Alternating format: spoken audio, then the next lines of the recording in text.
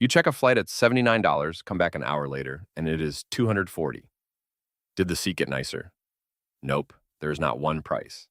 The airline is guessing what you will accept in real time, and it changes what you are allowed to buy.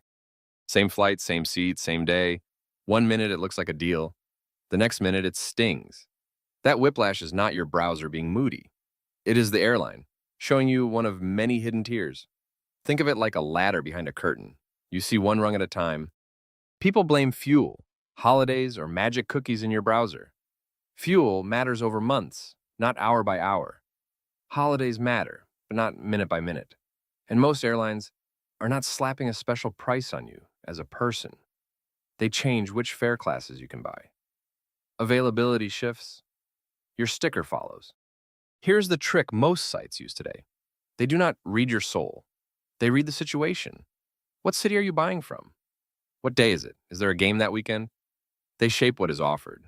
Bundles, bags, seat picks. The tag looks personal, but the engine is really opening and closing doors. This whole machine has a birthday.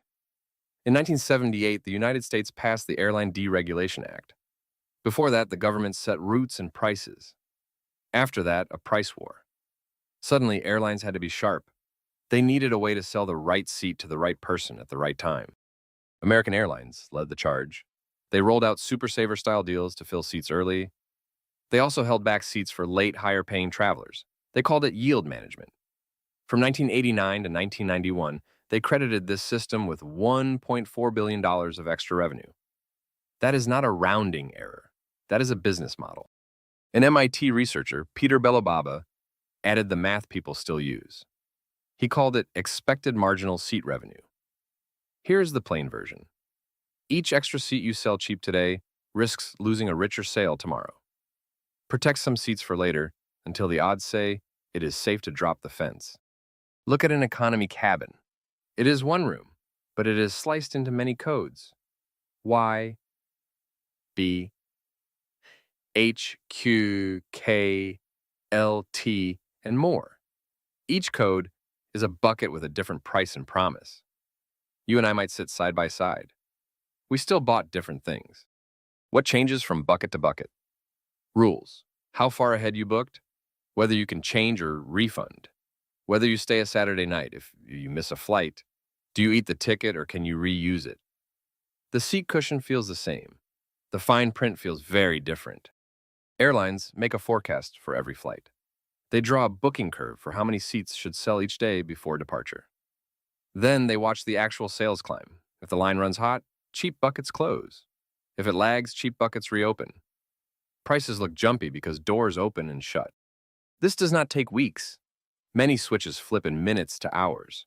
A big group reservation comes in. A storm pushes demand to tomorrow. The robot notices and moves the fence. A cheap rung disappears. Or a new one peeks out for a while and then snaps shut again. There's also some heavy plumbing you never see. Airlines file fares and rules to a central hub called ATPCO. It pushes updates to the reservation systems that travel agents and sites use. ATPCO says it handles millions of fare changes every day across hundreds of airlines. That is why your screen can change so fast. On top of that, a new pipe lets airlines build custom offers. It is called NDC, for New Distribution Capability. It helps airlines mix fares with bags and seats in real time, not only the old filed rules. Some carriers are far along. Others are testing. But the direction is clear. Faster and more tailored. Here's the result in real life. 2 people in row 18 on a Boston to New York shuttle. One booked 3 weeks ahead and got a saver fare for $79. The other booked this morning and needed flexibility. The last fully flexible Y fare rang at 400 plus. Same row, same time. Vastly different receipts. Here's a weird one. Sometimes adding a leg makes the trip cheaper than the nonstop. Why? The system controls price by full origin to destination. Some low buckets only open when 2 flights are booked together. They are married segments. Paris to New York might be pricey alone. Paris to New York to Miami might unlock a lower long-haul fare. Another feature that seems like a bug is overbooking. Airlines sell more tickets than seats. They expect some people will not show. If they guess right, the plane flies full. If they guess wrong, they pay to bump a few. Models weigh the pain of empty seats against the cost and bad will of bumps. Rules set minimum payouts. Done well, involuntary bumps fell to very low rates before the pandemic. What is the scoreboard for all this? Full planes. In 2019, the global load factor hit about 82.6%. That means the world filled seats better than ever. The base fare is only part of the pie, though. Airlines made around $109.5 billion from add-ons in 2019. Bags, seats, food, and more.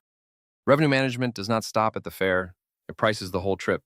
The seat, the bag, the meal, even the Wi-Fi. The same math slices and sorts those too. One big optimization problem from search to landing. If this sounds familiar, it should. It is price discrimination with wings.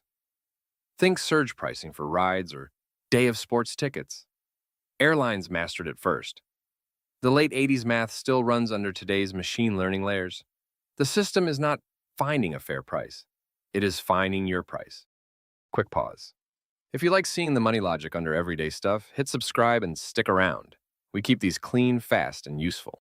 Let us clear one more myth. Clearing cookies will not conjure a magic fare. Airlines usually are not changing the actual price just for you. They are changing what buckets are open. Personalization today is more about which doors you even see and what extras get bundled. So what can you do? Change the game. The system is playing with you. Flexibility is your lever. If you can move dates, if you can stay a Saturday, if you can try nearby airports, if you can accept a connection, you look more like a leisure buyer. That moves you toward cheaper buckets. Try practical moves. Search a day earlier. Check return on Monday instead of Sunday. Test a smaller or bigger airport nearby. Try one stop instead of nonstop. Watch the seat map, but do not chase it.